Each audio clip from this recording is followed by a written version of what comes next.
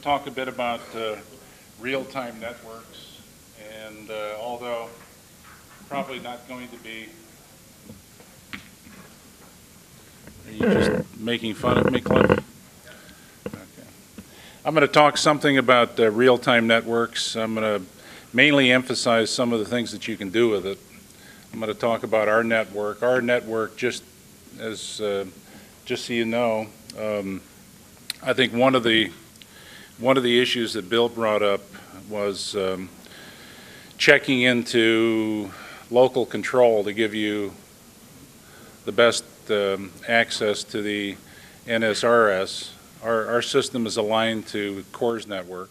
All of our stations that are national CORS, which are about half of them, we use NGS coordinates for those. Of course, those are somewhat dated. However, our objective is that when you go out, first thing you probably do is to check it against a known benchmark and do an OPA solution or something like that. And that's what effectively that we're able to give. The problem is the control around here was not done with leveling. It's been done with GPS leveling, and that's not leveling, but it's the best that we can do. Different parts of the country have different abilities to do these things. In Louisiana, there is zero assistance from the state to maintain these networks. There hasn't been that way. It hasn't been that way for several years. We used to have a state advisor. We have no state advisor. People don't think it's important, or more likely, they don't really understand. And so it's up to you folks to help people understand this, because in the end, you're the professional, you sign. State's not liable, you are. So errors and omission insurance is, I think, very important in this state when you're not getting the help of your local governments. But all that being said, we've probably beat this to death, subsidence and sea level rise of the enemy along the coast, and blah, blah, blah, benchmarks move. Okay, they always move. So our reliance on benchmarks is somewhat difficult because you only know what they are the last, the day that you measure them. I remember when we went over to Plaquemines Parish right after Katrina in the 2004 6.5, benchmark EPIC was announced, and we told them we got good news and bad news. The good news is we got brand new, spanking new benchmarks. The problem is it's been kind of a little delayed here, and half of them are probably now moved more than a couple of centimeters. So a lot of these techniques, which work very well in the rest of the country, don't work very well here. We have to have new strategies to deal with it. Otherwise, we're going to be in trouble. So all of these things but I'm going to emphasize today some of the implications. Bad vertical control means bad flood models, inadequate hurricane protection that's built to that, and then FEMA flood maps. How many people here have flood insurance?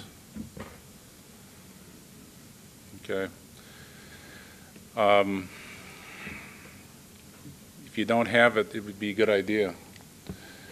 And the bottom line is not going to get any better. All of the things are working against us in some ways. If you're in Shreveport, it's actually rising up there. But there's always something. And we've seen this just to show that it's going to get worse. So we'll move on. And of course, imagine if Al Gore is right.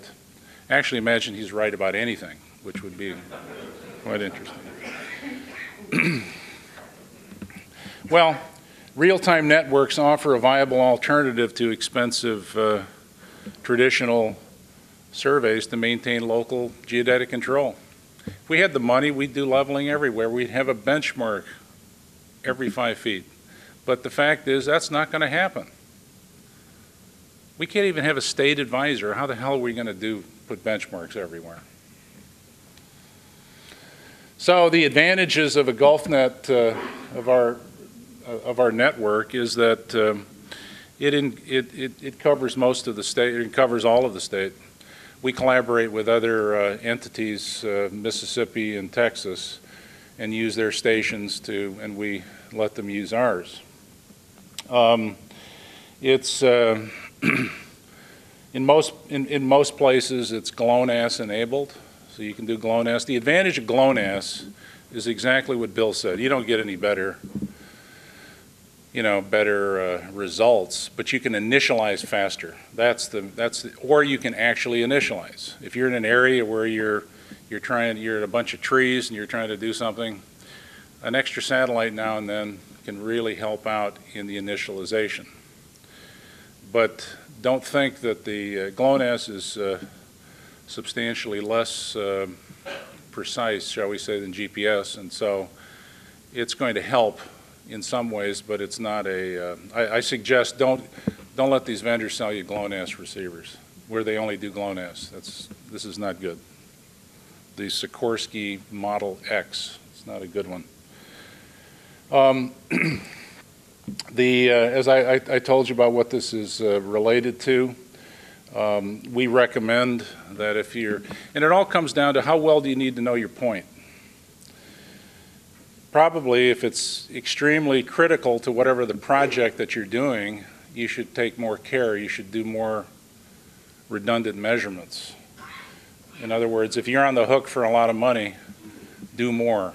If people's lives aren't at stake, you can probably get away with something else. But redundancy is always good because it always builds confidence in what you're doing, and ultimately you're the one that has to sign the damn paper that says and put your seal on it. And that means professionalism on your part. And redundancy always helps because as I think Dave was pointing out yesterday that longer measurements are better than shorter measurements because there are these short-term little blips that occur caused by all kinds of different reasons which can add error to your measurements. And so the shorter the time, the more likely that those little blips in there are going to add more weight to the solution that you're getting. And so, but on the other hand, redundant measurements are good because you can basically start over again. You can effectively reduce and watch for systematic errors and that sort of thing, blunders. So doing things like site calibrations is very important if you need to have a particular flavor. In other words, if you're doing a project and they say it's got to be NAVD88 2004-65, find some 2004-65 benchmarks. If you had an advisor, you can ask them, what do you think? How good do you think that those heights are? How good are they? And if they're not any good, maybe you need to find something else. But that's our problem around here, is being able to tie into something, because ultimately all geodesy is about relative measurements that you then attach to something that is the truth. And the problem is the truth is not always the truth here. The truth changes with time. Think about it that way.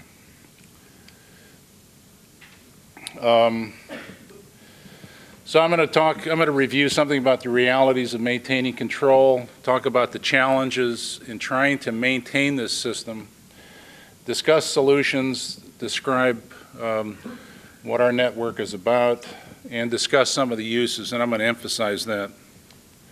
So this is one of my favorite slides. It shows the vertical control network that existed prior to Katrina.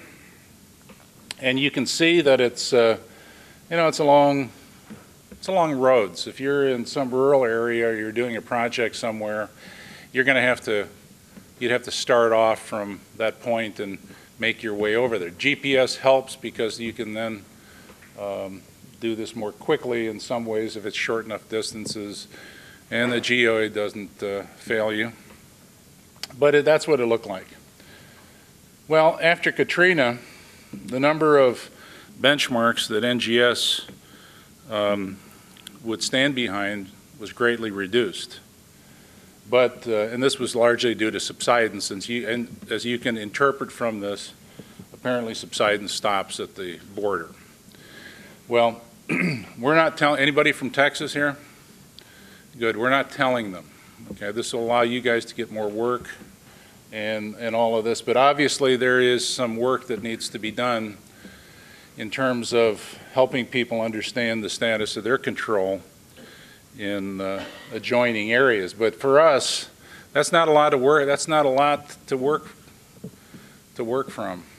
If you don't know what these marks are here, make sure that you ask one of us in the room here. I'm sure Dennis Reardon still remembers the benchmarks that are good, and we need to make sure that you come off of those if you need to get into NSRS from the marks.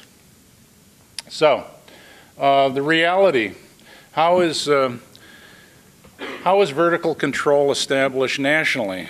Well, long line geodetic leveling. It's very expensive. I read the paper. I watch TV shows. There's really not a big appetite out there at the federal level to return to the good old days. I think an organization like NGS is not really, I don't think it's understood by NOAA very well, or they prefer to spend their money on other things. I can't think of anything more important than control. Everything in society builds on this, but they don't seem to be, they're basically flatlined. I don't know if that's a fair, maybe it's the other way, it's going down. I don't, NGS is not overflowing with money. Let's put it that way. Well, the other way is obviously is GNSS. This is where people have made the choice several years ago that the only viable way of doing this going forth in the future is through a combination of using the global navigation satellite system to help us do this through establishment of cores and benchmark calibrations using the cores and trying to develop very high accuracy geoid models. That's what they're trying to do. But of course, now they've been delayed in the development of the kind of geoid models that they need to do this by 4 years. Well, the whole GravD program cost, what, 40 million, something like that? 40 million bucks. Think about that. I mean, it's, maybe we can have a, cash for clunkers program for geodesy. I don't know, but I mean, this is fundamental stuff, but they don't get it.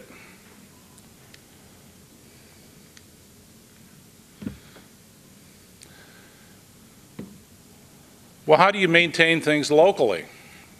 Okay, I mean, I think NGS has done a great job. I think we have a viable cores network throughout the country, except in where I was born in a small corner of North Dakota. But who the hell wants to live there? The bottom line is locally, it's a local decision. People seem to think that NGS is supposed to recalibrate every damn mark on Earth, or at least in the United States. That's not true. That's not their job. Never was. It's a local responsibility. It's also your responsibility, too, as professional land surveyors. I think as a professional, this is part of your deal. Well, we're going to use, we use the National Spatial Reference System as the point of beginning to establish these local networks. How are we going to do that? Well, This was done primarily by benchmarks in the past using geodetic leveling. Well, the fact is, geodetic levels cost a lot of money. And this place changes, so you're going to have to redo it every couple of years in some of the coastal parishes, for instance. Some places in northern Louisiana, I'm not sure they've ever had any good marks in those parishes. Well, the way that we're going to do it now is through GNSS and as well as through the use of the new geoid models. Local dense networks of cores to support conventional RTK. That's another way of doing it. That's, again, this is up to locals. What are you going to do in your parish? What do they want to do? What can you get money to do? Ultimately, I think it comes down to real-time networks. I guess in my the way I think about this stuff, I just don't see people understanding why control is important. If they didn't get it after Katrina, they're never going to get it. So what we've tried to do at LSU is to develop a real-time statewide network. Is it as good as a benchmark network? No. I mean, we're done with geodetic levels? No. However, it's the best that we can given what we have to work with. So the big questions are, in doing all of this, what will be done? This is where you folks, as being not only professional surveyors, but you're also citizens where you live. And you probably, I'm not advocating that you all run for governor next time, but I think you need to really try to get involved in these issues because other people aren't going to get it unless you help them. Who will do what? Who will manage? Who will do the management? Who will do the English in writing these PowerPoint presentations? I don't know. Who will pay for it? Which is probably the most important thing. But who ultimately will decide what path we're going to use? My guess, it's going to be this guy right here. I don't know if you know this guy. You know? Come on, I'm sure you know. Very famous guy, the Count de Monet. Count de Monet. I thought it was pretty funny when I did it, but I guess you don't get it. All right, the hell with you people. No, okay. What are the global challenges for NGS? And this is what NGS's job really is to provide all of the United States with accurate and up-to-date access to the NSRS to meet the national needs. Okay? That doesn't mean, it used to mean putting a benchmark in most counties in the country, or at least in the population centers. That's not what it means anymore. We have a CORS network, but these are all volunteers. These are things that most of the CORS stations in the United States are actually provided gratis to NGS. They don't own most of the CORS stations.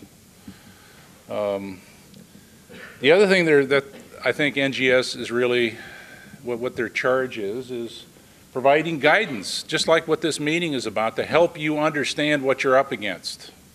And I'm sure a lot of you are sitting there after yesterday and today and going, your heads are spinning. I understand that. However, you got to take a first step. You got to take a first step and then fall down. Like a little grandson, that's the way he learned how to walk. You know, he takes one step and falls down. But you get up and you get better, you begin to see what's going on, and you improve. And so NGS is sitting there basically saying, here's what you're up against, and here are the best practices, and here's how we can most effectively access the NSRS. So CORS, geoid models, et cetera, accomplishes this extremely well on a national level. The OPUS products seek to accomplish recalibration at the local level with user help. I personally think that that's going to be that's going to be a bit more difficult to do because basically time is money. And are you going to be willing to do extra work to be good citizens? I think you'll do some of it, but I don't think we can expect that this is going to happen everywhere. Well, I think what's happening is that these real-time networks are popping up all over the place, either through misguided do-gooders like those of us at the Center for Geoinformatics at LSU, or people who are obviously vendors. They need these networks in order to sell their gear. And so the vendors have national networks that they're trying to establish and that sort of thing. Business models for real-time networks are very difficult. I think we've got a viable one that's going to keep us going.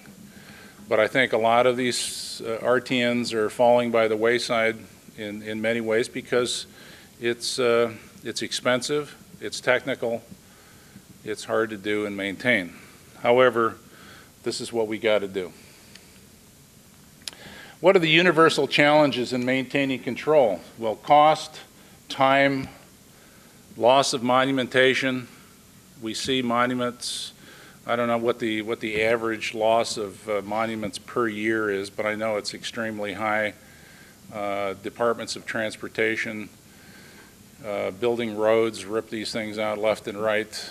We try to keep after them, but it's difficult to do. Leadership at local and state level. What leadership? Well, there isn't any in the state of Louisiana for whatever reason. What are the special challenges that we have here in the Gulf, in Louisiana and the Gulf Coast? The climate. Moisture is not good for, or differences in moisture, air masses are not good for GPS. It slows it down. The good thing about a real-time network, and one of the big advantages of a real-time network is the ability to model the atmosphere and to provide corrections in that way. A single base RTK can give you difficulties, especially around here. It may be raining like hell on top of your rover, but it may be nice and sunny where you are. And so all of these things kind of work against that. If you've got a statewide network like we have, it helps to reduce that source. Obviously the geology is somewhat problematic here. We talked about that. The monumentation, things are moving. Dealing with the NSRS around here, again, I emphasize what we've got here is not first order geodetic levels into the state. We haven't had that in 15 years, 16 years around here. And so where are we going to get the money? At $2,000 a mile, who's going to pay for it? We got 26,000 miles of state highway in this state. You think DOTD is going to go and, I don't think so, folks. It's not going to happen. The culture. We're here because you sense there's a need to learn a new way. And so there's got to be some cultural shifts. I think the vendors probably can tell me or tell you better than I can, but I think the number of people that utilize GPS, the number of surveyors that use GPS is only about, I think it's 15 to 20% in the state. There's a lot of people that don't do this. Of course, you don't need to do this for everything in survey. There's applications that GPS is not well suited for. However, there are those times in which it is. And of course, the money is the big deal. Well, what are the climatic changes? Well, Louisiana is humid, and it slows down the atmosphere due to the moisture. It just increases the variability. It increases the errors. Errors don't go away. Errors are summed or multiplied depending upon things. Problem is much of this was developed, much of what we know about GNSS was developed in more arid climates. And so these are real challenges here in the Gulf. And we need to know where sea level is. We talked about this. Geology challenges, we talked about this, but as you can see in this fantastic animation over here, that's where we are today. And over time, you can see what's likely to happen to our coast. And so there's interesting challenges, especially when benchmarks are underwater, and that sort of thing. Dynamic subsidence, access, moving target. NGS is trying to understand how to deal with measurements that are episodic or periodic, and what happens after that. And so concepts like horizontal time-dependent positioning and vertical time-dependent positioning are very useful in many areas. But as a geologist, I will tell you, the world is not continuous. It's not linear. It can be all kinds of things. In California, in fact, it can be continuous, and then suddenly you have an earthquake, and the ground moves 18 feet. Well, or I'm sure you heard about in Japan, the coastline moved, what, 30 feet or something like that? That's got to be disconcerting to managers of control networks. So these things do not work well here. On the other hand, it's useful for helping us to remind us that the world is dynamic. Monumentation. Well, these are challenges. We have a lot of people, they look at, I think sometimes the NGS stability ratings for benchmarks are misunderstood sometimes. A marks are supposed to be, in some people's minds, stable. Nothing is stable. Those designations are meant to reflect in a local area which marks are likely to be more stable than others. So surface marks can certainly move. They move for all kinds of different reasons. Deeper set marks are less prone to see all of the motions. We just established a core station on top of over at Michoud, on top of, we welded it to a casing of a well that goes down over 2,000 meters.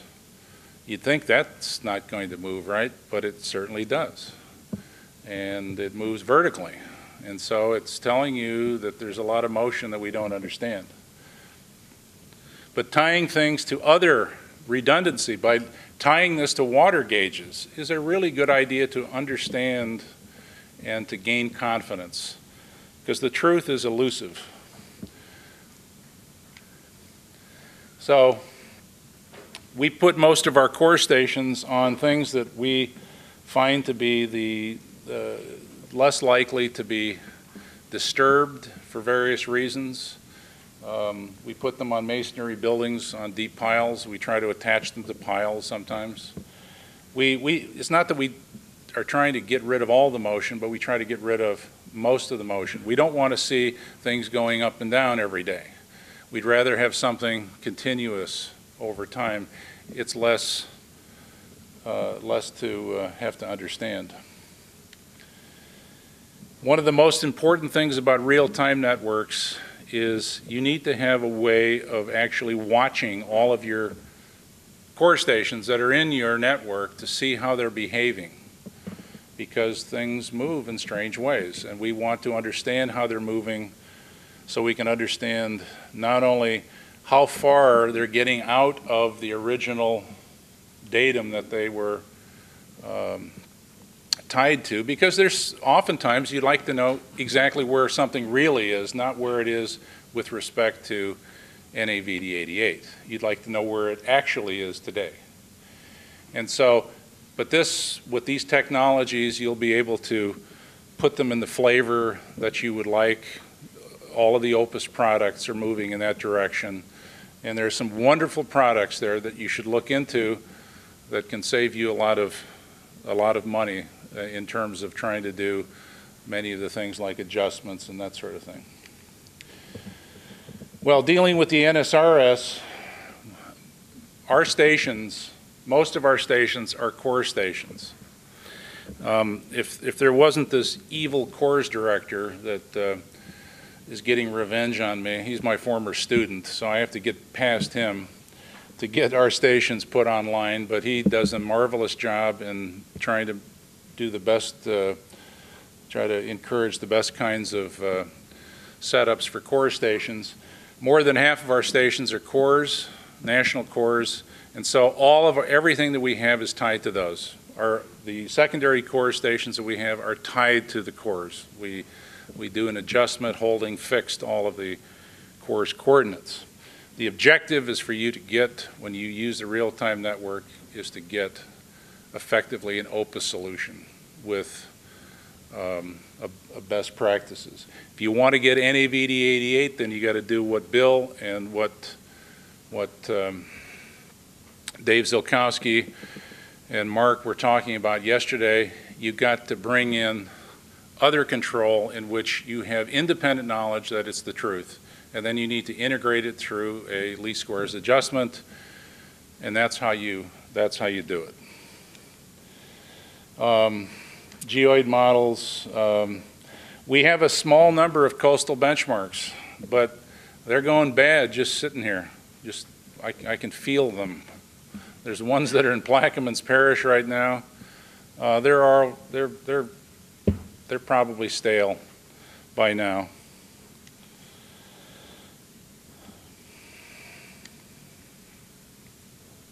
The culture. Well, the economic realities, long-term or long-line geodetic leveling is, that's rare. It's just too expensive.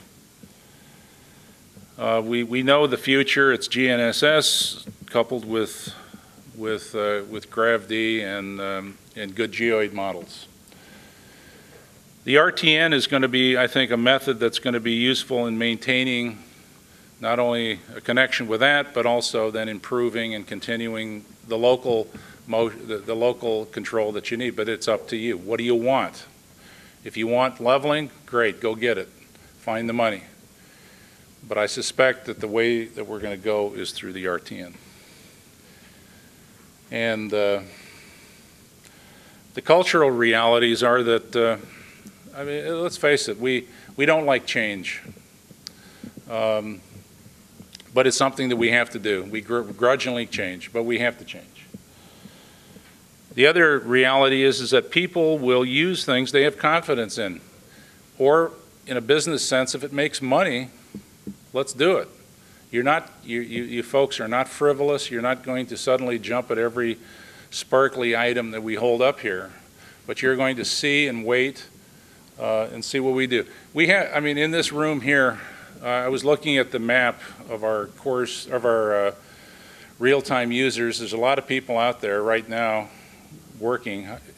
All of those people that are GulfNet users or have used GulfNet, can you stand up?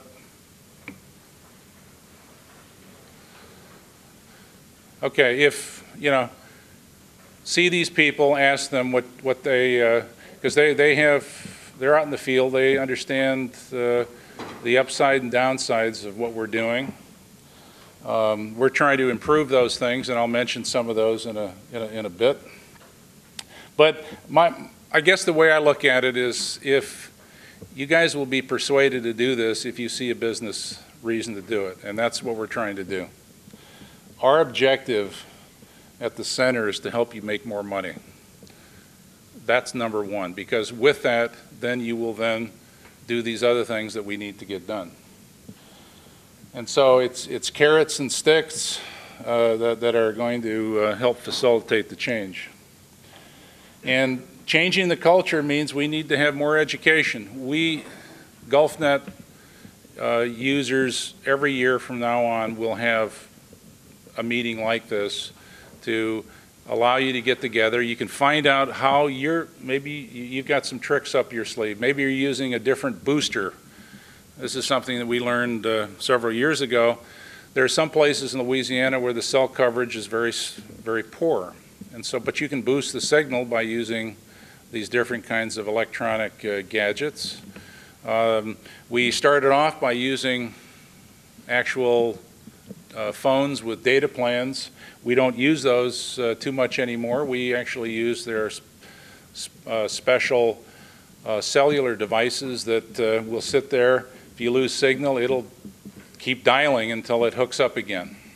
And so it saves you a lot of time and effort and that sort of thing. So education is critical, and that's why Bill and NGS are developing guidelines to help, not to tell you what to do, but to help you do it better and more efficiently.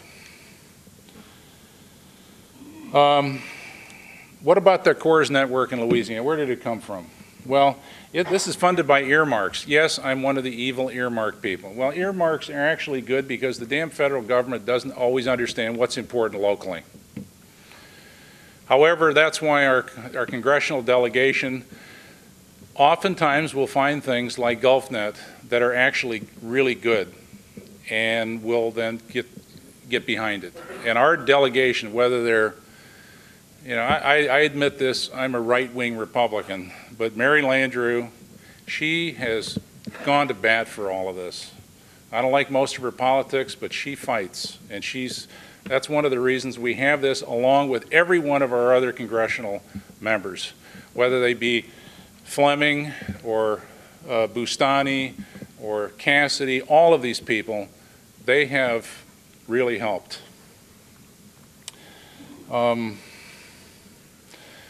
So our network is funded from monies like that, but that money is now going to be gone. And we are now going to be existing on the monies that we derive from those members that are using the real-time network. It's cost a lot of money. This is not something you pop up overnight. This is something that takes effort, and I've got an incredible bunch of people that actually work with me and do all of the work. I just sit there, along with Cliff, of course, and we sit there and tell stories to each other while the other people do the work. The other reality is that federal funding for this sort of thing has not and is not a priority in the federal government. It's just not going to happen. It's going to be a rare day that this will. We had this big stimulus thing that happened a couple of years ago. NGS was shut out of that. They didn't get anything. If you couldn't get money for stimulus then, how the hell are we going to get money in the future? So I just don't see a lot of money coming out of Washington, D.C. I don't see any money coming out of Baton Rouge for this sort of thing. We figured out a way to do this, and with your help we can maintain it and give you the service that's going to help you make money. So that's our bottom line. That's pretty obvious. Okay, the GulfNet system meets or exceeds all of the guidelines for real-time networks that NGS has got out there. It's very important that we maintain that connection, and so we will continue to follow. We will continue to poke NGS about things. They enjoy it. I enjoy it. They get better. They listen. I learn. They learn. It works out for everybody, and we get a better network. Our system is both GPS and GLONASS. It's very rapidly becoming all GLONASS for the specific reason is to help you initialize faster so you can do more work and things like that. Our system is not single-base RTK. Please understand that. Our system is full true network solutions.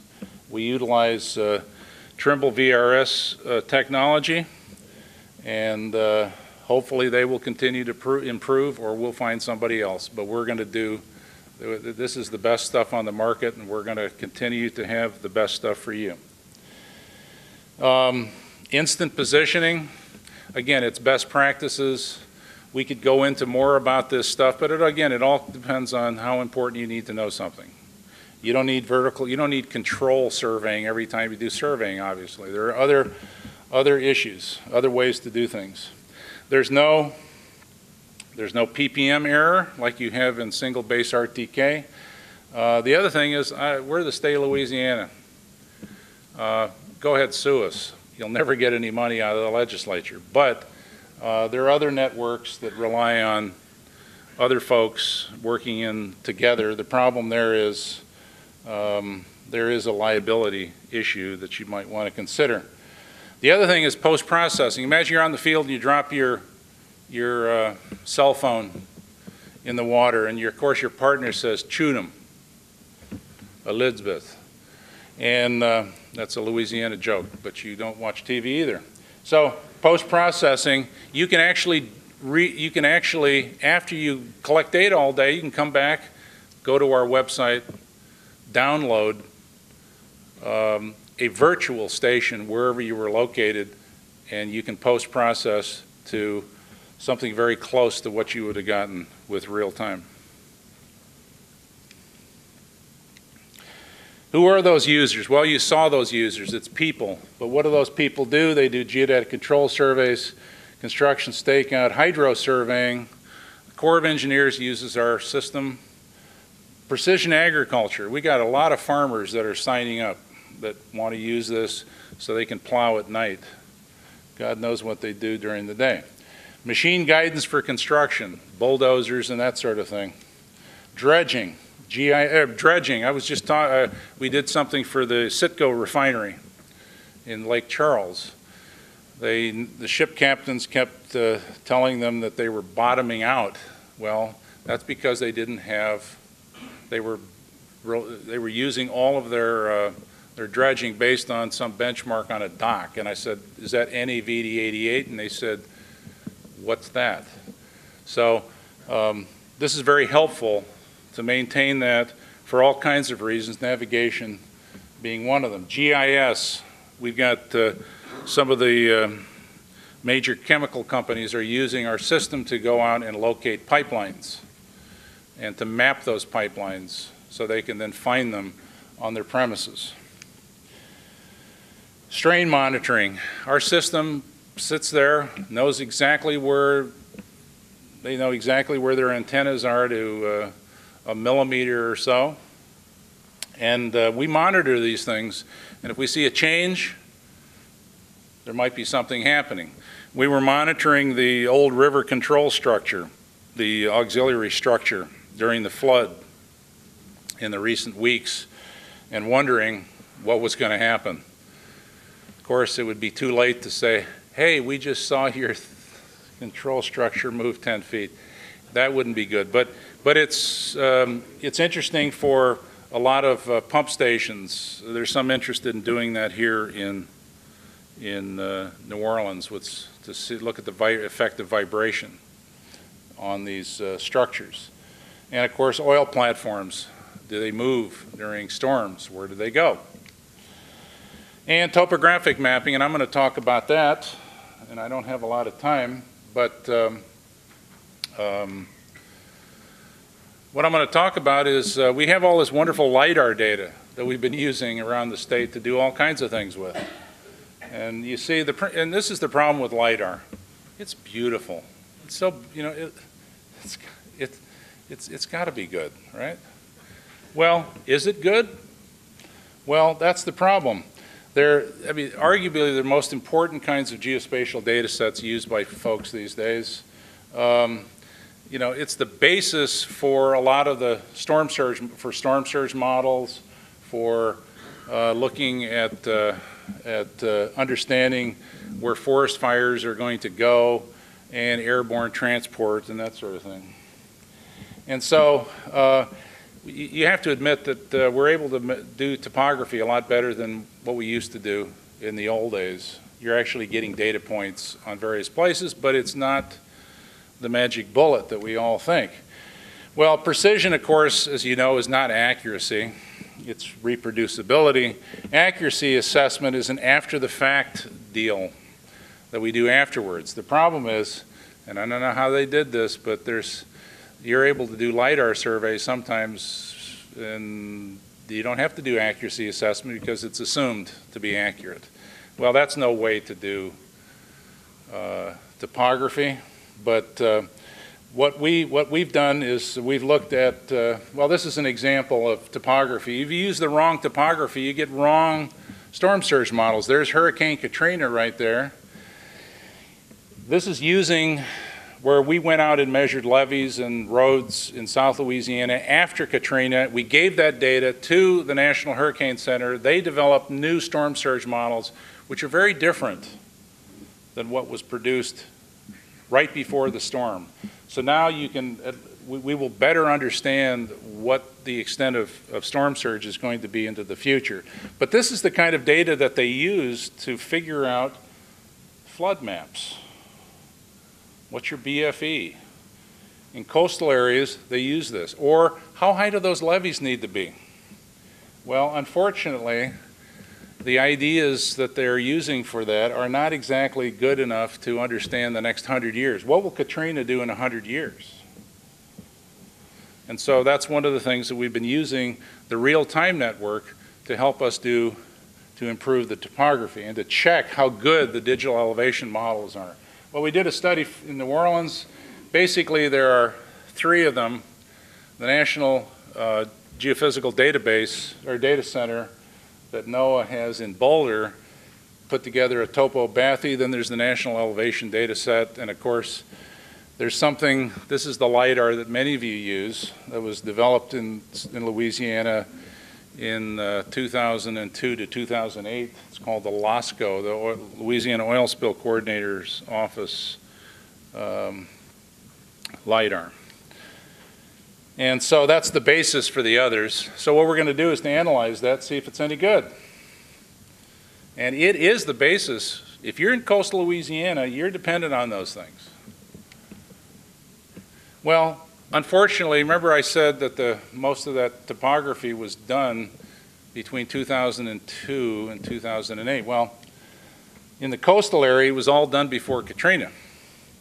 Well, there was a report to Congress that came out in 2001, which basically started all of this stuff that we're doing, in which they said your control network is inaccurate, obsolete, and unable to support public safety. Beware, your levees may not be as high as you think. And isn't that what happened to an extent? Well, these elevations were not, accurate elevations were not restored by NGS until late 2005. So anything done before then has got to be suspect. Well, how accurate is it? Well, as they say, oh, it's all in the metadata. If you do GIS, oh, it's all in the metadata. There ain't no metadata. It doesn't have anything in there. It's mute. The QA/QC reports that were done, they said, boy, this is just, boy, you know, it must have been made in Lake Wobegon, where all of the flood maps are excellent. Or are they good looking? I can't remember. And they all pass FEMA requirements. Well, that seems strange, again, because it was done at a time when NGS said there wasn't any control. So how does that work? Well, it's amazing when you start reading these reports. They sound exactly the same, but when you look at them, you see that the QA/QC process was flawed. The bottom line is this stuff should have never been accepted. The problem is this is what your flood maps are now based on in many places, except in those areas where we've bid into FEMA and they have then changed their maps, such as in Cameron and in other places. Well, they all say they're excellent. Well, the problem is FEMA didn't follow its own requirements, or its contractor didn't follow it. And the reason is because the sampling strategy violates all the assumptions that go into the statistics that underlie all of this stuff. You've got to do the procedures right. That's what the people here at NGS are telling you. If you follow these procedures step by step by step, you will get answers that will satisfy your needs. That is effectively what these folks are telling you. Well, they're supposed to be representative of the population and the spatial distribution and ground cover type. and they're supposed to be good to 18.5 centimeters, RMSE or less. Well, the problem is all the test samples are clustered. They're not randomly distributed. The errors are not normally distributed. I know this is statistics, but you're going to do this. You got to follow the rules. The number of test samples don't fulfill FEMA's requirements. And FEMA allows all kinds of fiddling with data. You don't throw away data. You explain the data. And then if you got a good reason, then you can get rid of it. But again, all of these maps are just wonderful and perfect and pass. Well, here's an example. You know, when you're sampling, doesn't that imply something about kind of distributed sampling? You know, here all this is St. Charles, or St. Charles Parish, Jefferson Parish, Blackman's over here, Lafourche is over here. This is Venice is down here. Notice the clustering. You know, maybe they should have tried to get some points all over the place. This is clustered data. This is you know, in my world, this is F. Well, it's not just there, it's everywhere. I figure I'm going to do an analysis. There's got to be some strip bars close by these places. I mean, they got to be there. But this is not how you do sampling. This is not how you do validation. This is not how you protect the public. The other thing is that you're supposed to take 20 samples for every cover type. Here's the most recent, or here's the first one, you know, 11, 7, 8. What is it about 20 they don't understand? Here's the last one they did up in Claiborne Parish, 11, 10, 10. I mean, what's the problem here? You don't collect enough samples to check. Do you have confidence in your work if you just take one measurement? No, you take several. And the more important it is, the more sample checkpoints you take. This is not the way to do it.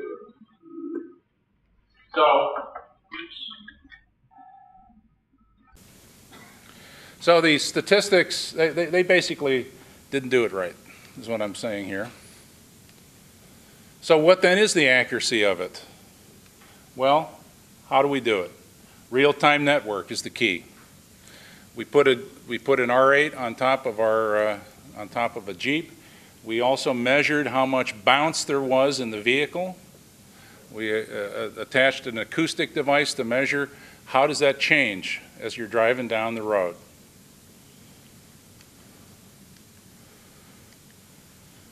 All of this is tied to NGS National Cores, modern geoid model, the vertical accuracies, the vehicle.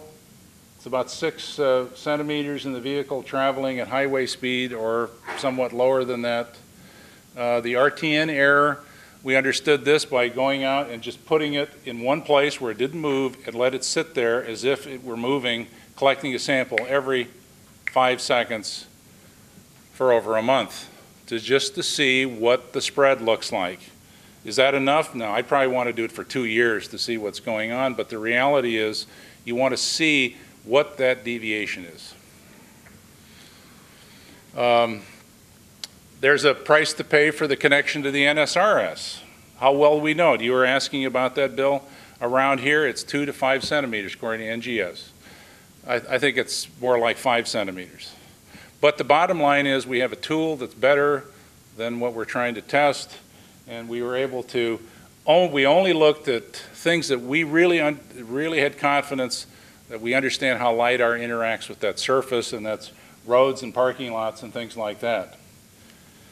And so we took 25,000 samples all over the place. We developed, it's interesting because we found that the mean error is very small, 4 centimeters. Wow, that's pretty good. Fantastic, they said. Hey, it is beautiful, it's excellent. The problem is, it's still not good enough to meet FEMA requirements. But the other thing is,